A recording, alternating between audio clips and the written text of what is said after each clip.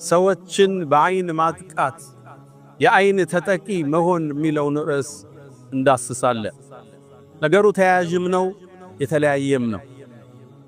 የሰው ልጆች በአካል ሊጠቁ ይችላሉ፣ አካላቸው መንፈሳቸው ሊጠቃ ይችላል፣ በመንፈስ በአይን በእይታ ሐሲድ የሆነ ሰው በመጥፎ ሲመለከታቸው አሊያም ወዳጅ የሆነ ሰው በመገረም ሲያደንቃቸው የሚያጠቃው አይን የሚባል በሽታል። በሽታው ከባድ ብዙ የማህበረሰብ ክፍል አስተውሎት አያውቅም፣ መጠበቂያውንም አያውቀው። እስልምና ውብና ማራኪ ዲን ነው። ያስቀረው ምድራዊም ሰማያዊም ሐሳብ የለም። የተወው ውጫዊም ውስጣዊም አጀንዳ የለም። ለሁሉም ተንትኖ መፍትሄ ሰጥቶበት አልፏል። የሰው ልጅ አካሉን ሲያመው በምን መታከም እንዳለበት እስልምና አስተምሯል። መንፈሱ እንዳይጠቃ በመንፈስ ደግሞ ጥቃት እንዳይደርስበት መከላከያውን ቁርአን፣ ሐዲስ በዝርዝር አስቀምጦት እናገኛለን። አይን የሚባል በሽታል። ሰዎች ባግርሞት ሲያዩ አሊያም ሐሲዶች በምቀኝነት ሲያዩ ወሚን ሸሪ ሐሲዲን ኢዛ ሐሰድ ተመቅኝቶ በሂስድ ሲያይ የሚደርስበት ጥቃት አለ። ይሄን እንዴት እንከላከለዋለን? በሽታውስ ምንድነው? በተጨባጭ ሕይወታችን ውስጥ አለን ወይ?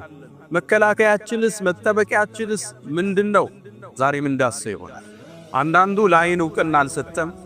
ሌላው ደግሞ ለአይን በሽታ ደንበር አልፎ ችግርም ሲገጥመው በሽታም ሲያመው ጉንፋንም ሲያስለው በሩ በልፋት ሲዘጋ ጣራው ላይ ድንጋይ ሲወርድበት ሲሕር ተደርጎብኝ ነው አይንና ሳግንቶኝ ነው የሚል ደንበር ያለፈ ስጋት ጥገኝነት ታያለ። ሌላው ደግሞ ችላ ብሎታል። እስልምና በሁለቱም መሃል በሽታው አለ፣ መከላከያውንም ሰጥቶናል። አልዓይኑ ሐቅ ነቢዩ ዓለይሂ ሰላቱ ወሰላም ዓብዱላህ ብኑ ዓባስ ባስተላለፉት ሐዲስ ላይ አልዓይኑ አይን የሚባለው ጥቃት ሐቁን አላል ሰሒሕ ሐዲስ ላይ ለው ካነ ሸይኡን ሳበቀል ቀደር ለሰበቀቱል አይን የአላህን ውሳኔ እንዲሁ የሚቀድም ነገር ቢኖር ኑሮ ከአላህ ውሳኔ የሚያልፍ የለም እንጂ አይን ይሁን ነበራል። ሰዎች በአይን መጠቃት ወጣ ካልከው በኋላ ድንገት የተሽቆለቆለ ሰው የት ይደርሳል ብለው ቅርብ ቦታ ያደረ ብዙ ታሪኮች አሉ። በአፍላ ዕድሜ ተጨብጭቦለት እርጅና ላይ ያጣኸው ሰው ሁሉም ምናልባት የአይን ተጠቂ የአይን እራት ሆኖ ሊሆን ይችላል። አይን አላሉ ነቢዩ ዓለይሂ ሰላቱ ወሰላም። ሌላው ጃብር ብኑ ዓብድላህ ባስተላለፉት ሐዲስ ላይ አክተሩ መን የሙቱ ምን ኡመቲ ከኔ ኡመት እኮ አብዛኛው ሰው የሚሞተው በአይን ነው አሉ። ልብ ብላችኋል? ምናልባት የሞተው በመኪና አደጋ ሊሆን ይችላል። ሰጥ ብሎ ነው ልትለው ትችላለህ። ተኝቶ የአይን እራት ሆኖ ሊሆን ይችላል። ራሱን አልጠበቀም። በቁርአኑ በሐዲስ በአዝካረ ሰባህ በልመሳው ሶላቱን በቋሚነት አይሰግድም። ታዲያ እንዴት አይጋለጥ ሰው? ከኔ ኡማ አብዛኛው ሰው የሚጠፋው በአይን ነው ብለዋል ነቢዩ ዓለይሂ ሰላቱ ወሰላም። አይን ሐቅ አልዓይን ይላሉ በሌላ ሐዲሳቸው አይን እኮ ዩድኺሉ الرجل القبر ويدخل الجمل القدر። አይን እውነት ነው አሉ። ሰውየውን ቀብር ሊያወርደው ይችላል ይሞትና፣ ግመሏም ደግሞ ሙታ ታርዳ መብሳያዋ አንተን ውስጥ ልትገባ ትችላለች። አይን ሐቅ ተዘናክተናል። ጥበቃው የለም። ልጆቻችን ሚዲያ ላይ ናቸው። ሰርጋችን ሚዲያ ላይ ነው። ግላዊ ህይወታችን ለአደባባይ ለቀነዋል። ያ ትዳር እንዴት ብሎ ያምሽ? ያ ልጅ እንዴት ብሎ ይደግ? ያ የተጀመረ ስኬት እንዴት ለፍሬ ይብቃ? መንገድ ላይ ሲቀጭ፣ ፕሮጀክቶች ሲስተጓጎሉ፣ ልጆች መንገድ ላይ ሲሰናከሉ፣ ትዳር ድንገት ሲበተን ታያለ። በሽታው አይን ይባላል። በሐዲስ የተረጋገጠ የቁርአን መረጃ ያለው የአይን በሽታ። አንድ ነብዩ ዓለይሂ ሰላቱ ወሰላም ከመካ ከመዲና ወደ መካ ሲያከኑ ከርሳቸው ሰሃባዎች ውስጥ ሰህል ብኑ ሁነይፍ ይባላል። ውብና በጣም ቆንጆን ድንገት ወንዝ ዳርቻ ላይ አረፉና ልብሱን አውልቆ ሻወር መውሰድ ጀመረ። እሱን ከርቀት ዓሚር ብኑ ረቢዓ የሚባል ሰሃባይ ሁለቱም ሰሃባ ናቸው። ከነብዩ ጋር ነው እየተጓዙ ያሉት። ድንገት ተመለከተው። ሲያየው ራቁት ነው። ገላው ነጭ ነው ተፈጥሮ ቅርጹ በጣም የሚያምር። ልክ አየውና ተገርሞ እንዲህ አይነት ገላ እንዲህ አይነት ውበት አይኔ አይቶ አያውቅም። የምትመስለው እኮ ፀሐይ እንደይነካት ለዓመታት ገላዋን ሰትራ የቆየች ኮረዳ ነው የምትመስላት። ይሄን ተናግሮ ተዞራ ወንዙ ላይ ወደቀ። ሰክኖ ወደቀ። ወደ ነብዩ መጡ። ሞተብን ብለው አንስተው ይዘውት መጡ። ረሱል ሰለላሁ ዐለይሂ ወሰለም ተደናገጡ። ምን አገኘው አናቅማል ምትጠረጥሩት አለ እንዴ አሉ። አይ ዓምር ብኑ ረቢዓ ሲያደንቀው ሰምተናል። እንዲህ አይነት ቆዳ እንዲህ አይነት ውበት አይቻላል ሲለዋል። ተበሳጩ። ረሱል ሰለላሁ ዐለይሂ ወሰለም ተቆጡ። መጡና እንዴት ከናንተ መሃል አንዳችሁ ወንድሙን ይገላል ባይኗል? ሰሃቦቹም ይሄን መረጃ አቁም ነው። ከዛም ያን እንዲታጠብ ተደርጎ ሰህል ላይ ፈሶበት እንዲድን ተደረገ። አይን ሐቅ ነው በነብዩ ዘመን ይላል። ሰዎች በአግርሞት ሲመለከቱ ማሻአላህ ተባረከላህ ካላሉ ሊያጠቃ ይችላል። አሊያም አንተ ጧትና ማታ በአዝካር በቁርአን ማትጠበቅ ከሆነ ተጠቂ ልትሆን ትችላለህ። አንዴ ሂሻም ኢብኑ አብዱል መሊክ ኢብኑ መርዋን ታላቁ ንጉስ ሐጅ ሊያደርግ መካ ቆይቶ ወደ መዲና ያቀናል።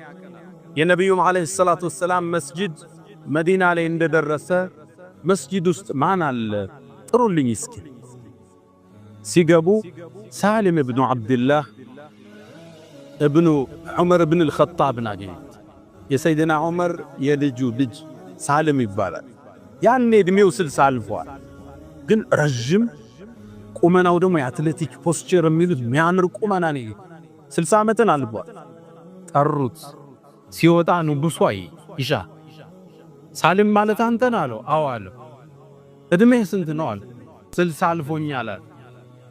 60 ዓመት አልፎ በዚህ ቁመና እንዲህ በጣም በሚያምር ቁመና?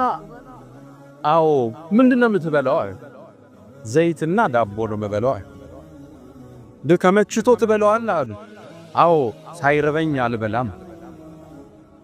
ተገረመ ንጉሡ። ተሰናብቶት ሳሊም ወደ ቤቱ ሲመለስ ሙቀት ጀመረ።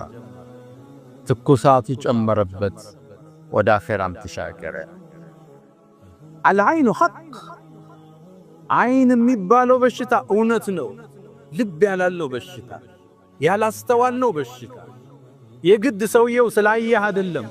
ስላንተ ባድግራሞት ከሰማ አይና አማን ቢሆን የቆሸሸችው ነብሱ ልታጠቃ ትችላለች።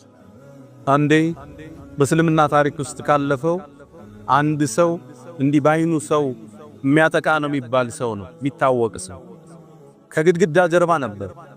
አንድ ሰው ከግድግዳው ጀርባ ሽንቱ ሲሸና ያያል። አሸናኑ የሽንቱ ድምጽ ሲያርፍ ጉልበታል። ተመልከቱ። አንዳንድ ሰው በሽንት ህስድም ይገባዋል። የሽንት ቀለም ጤንነታችንን ይናገራል፣ ኃይሉም ይናገራል። አቅምህ የሽንቱን ድምጽ ሰማና ይማል ሽንት ነው አለ። እንዲህ ጉልበት ያለው ሽንት አይን ገባው። ከዛ ይሄ ሽንትማ የልጅህ ነው አታጋታ። ደነገጠ። ከዚህ በኋላ ተመልሶ አይሸናም። ልጁ ሞዳፈራል። አይን ይሄውን አደባባይ ያሰጣ ነው ማንነታችን ህይወታችን ያመሰቃቀለ ያለስ ሰርጉ ምታቁት ነው። ልጅህን ይዘህ ሚዲያ ላይ ነህ። ሴቷ ፊልተር ጨምራበት ሚዲያ ላይ ልጅ ሁሉም ህይወታችን ፕራይቬሲ የለው አደባባይ ላይ ለአይን ጥቃት ተጋለጠ። ሰው አይደለም አንተ በራስ ላይ አይንና አስልቶት ትችላለህ። አንተ ለራስ ሱለይማን ኢብኑ አብዱል መሊክ ኢብኑ መርዋን የሂሻም ወንድሞቹ ሲያልፍ እሱ ንጉስ ሆነ። እሱ ወጣት ነው፣ ቆንጆ ነው፣ ንጉስ ነው፣ ኸሊፋም። ኸሊፋ ማለት አሁን የምታውቋትን ሳውዲ እነ የመንን እነ ግብፅን እነ ሶሪያን እነ ኢራቅ እነ ኢራን ይሄን ሁሉ የአረቡን ግዛት ይገዙ የነበሩ ኸሊፋ ይባላል። የዓለምን 1/3 አስተዳድረው። ያኔ ይሄ ወጣት ንጉሥ ሆነ፣ የአባቱ ስልጣን። ታዲያ የሚያምረውን ጋውኑን ለብሶ የንግስና ዘውዱን አርጎ ራሱን መስታወት ላይ ተመለከተ። በጣም ያምር ነበር። በራሱን ተገረ። ያ ሱለይማን አንተ ሻቡን መሊካ፣ አንተ ወጣቱ ንጉሥ እኮ አንተ ነህ። በራሱ ተማረከ። ወር አልተቀመጠም ሱለይማን። ታመመ። ወሩ ሳይቆይ ወደ አኺራ ተሻገረ። ሙእሚን ራሱን ሲያይ ጥሩ ቁርጥ ተቆርጦ ሊሆን ይችላል። አዲስ ልብስ ለብሶ አምሮበት ራሱን ሲያይ መስታወት ውስጥ ምን ማለት እንዳለበት ነብዩ አለይሂ ሰላቱ ሰላም አስተምረውታል። اللهم كما حسنت خلقي فحسن خلقي።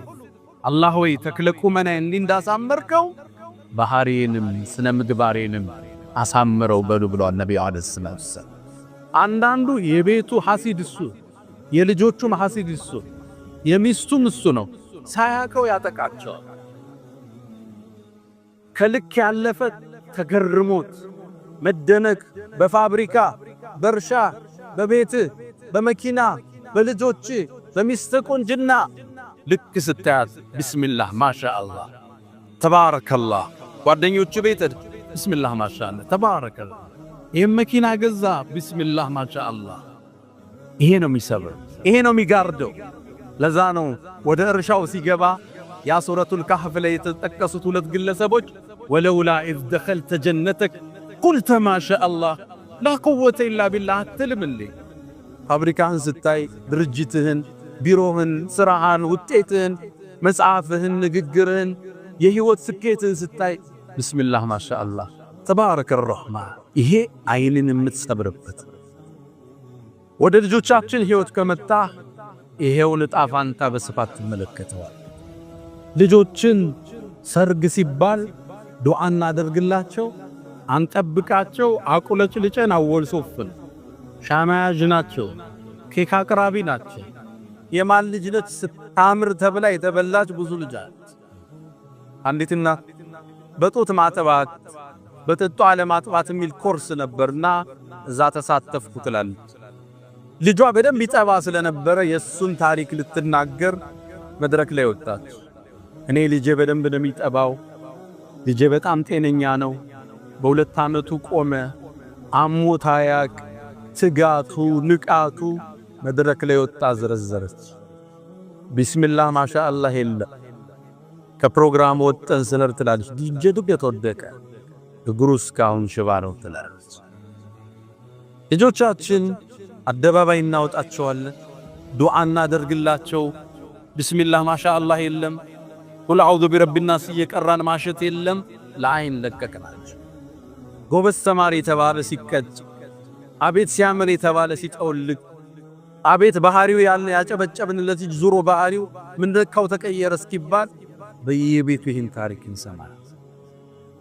አልዓይል ሐቅ ሰው ሐስዶም ይሁን ተገርሞ ወዶም ተደንቆ ሲያይ ቢስሚላህ ማሻአላህ እሱ ካላት አሊያም አንተ ራስን በዱዓ ማጠብቅ ከሆነ የዓይል ራት ሆነ። ባለፈው ቃል የገባሉ ይህን ለማውራት ነው። ወሊድ ኢብኑ አብዱል መሊክ የሂሻም ወንድም ነው። እሱ ያኔ ንጉስ እያለ ዑርወት ኢብኑ ዙበይር ወዳጁ ነበር። ሊዘይረው ሄደ። ከዑርዋ ጋር መሐመድ የሚባል ልጅ አለው። በጣም ቆንጆ ልጅ ነበር። ሚያምር ልብስ አለበሰው። ወደ ንጉሱ ነውና የሚወስደው። ልክ ሲገባ አይኑ ላይ አረፈ። ማ هذا الغلام ይህ ሚያምር ልጅ ማን ነው? وما هذه الثياب ይህ ሚያምር ልብስስ ምንድነው አለ ንጉሱ። አዳነቀው፣ አጨበጨበለት፣ ተገረመበት። ከዛም ልጁ ሊጫወት ከቤት ወጣ።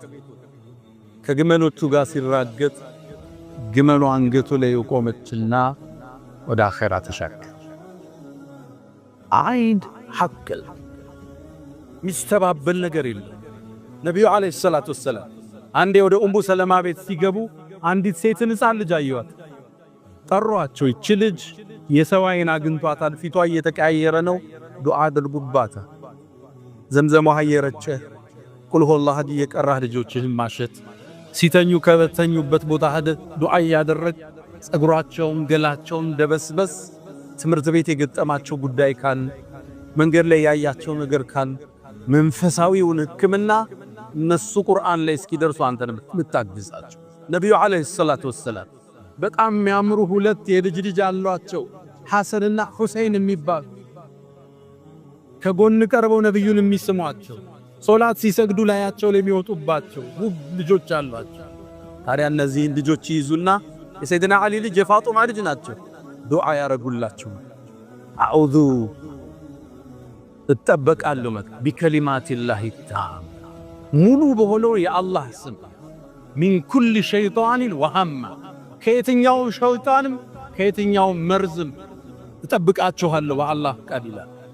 ወሚን ኩል ዓይን ላማ አጥቂ ከሆነች ዓይን በአላህ እጠብቃችኋለሁ ብለው ዱዓ ያረጉላቸው። ዱዓውንም ሲጨርሱ እንዲህ ነበር ይላሉ፣ አባቴ ኢብራሂም ልጆቹን እስማኤልና ኢስሐቅን እንዲህ ነበር ዱዓ በዚህ ነበር የሚያረጉላቸው ይላል። አሁን ዱዓ የሚያረጋባታል ልጆቹን የሚያሻሽ ቁርአን የሚቀራባቸው ዘምዘማው እየረጨ የሚያሻቸዋል የለም። ይሄ ልጅ ባህሪውን ለወጠ እንላለን፣ እንዴው ምንነካው እንላለን። ሚዲያ ላይ አውጥተኸው በየሰርጉ አብለጭልጭኸው በየፕሮግራሙ ወስደኸው አቤት የሷ ልጅ አቤት የሱ ልጅ እንዲባል አጋፍጠው መከላከያ ሳታደርግለት እንዴት አይተካ? እርግጥ ነው ጠዋት ስታስወጣው ብርድ እንዳይመታው ጃኬት ታረግለታል፣ እንዳያመው ሕክምና ታረግለታል። ይሄ አካላዊ መንፈሳዊ ሕክምና ቁርአን ዚክር የግድ ራሳችን ልንጠብቅበት የሚገባን መሰረታዊ ሕክምናዎች አሉ ለኛ ለልጆቻችን።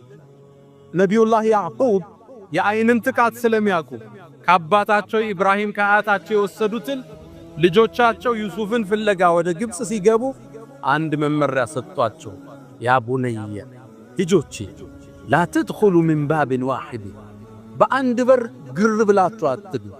ዑስባ ናችሁ፣ ጭፍራ ናችሁ፣ የነቢይ ልጆች ናቸው፣ ወንድማማች ናቸው፣ ውበት ግርማ ሞገስ ወጣቶች ናቸው። የማን ልጅ ነው ተብሎ ትኩረት ትስባይ ተበታተናችሁ ግቡአ። በርግጥ ከአላህ ውሳኔን ያላድናችሁ ውሳኔ በሱ ነው። የሚመካም ካለ በአላህ ይመካል። ልጆችን መጠበቅ፣ ልጆች ላይ ዱዓ ማድረግ፣ ልጆቹ ሲተኙ አያተል ኩርሲ ቢቀሩ ማዘዝ፣ ከቻሉ በውዶ እንዲተኙ ገደም ሲሉ ቢስሚከ አላሁመ አሙቱ ወአሕያ እንዲሉ፣ አዑዙ ቢከሊማቲላሂ ታማቲ ሚን ሸሪ ማ ኸለቅ እንዲሉ አሳሐፍዘን ከተኙበት ይሄን እንቅልፍ ሲወስዳቸው በተረት አይደለም እኛ የምናስተኛው በዱዓ ነጩ ተረት እያነበበ ያስተኛቸው እኛ ዱዓ ያለን የምናስተኛቸው። ልጆቻችን የኛን ጥበቃ የኛን ዱዓ ለአቅም እስኪደርሱ የኛን ክትትል ይፈልጋል። አላህ ከዓይንና ሱ ሁሉ ይጠብቀን። አላ ወፈ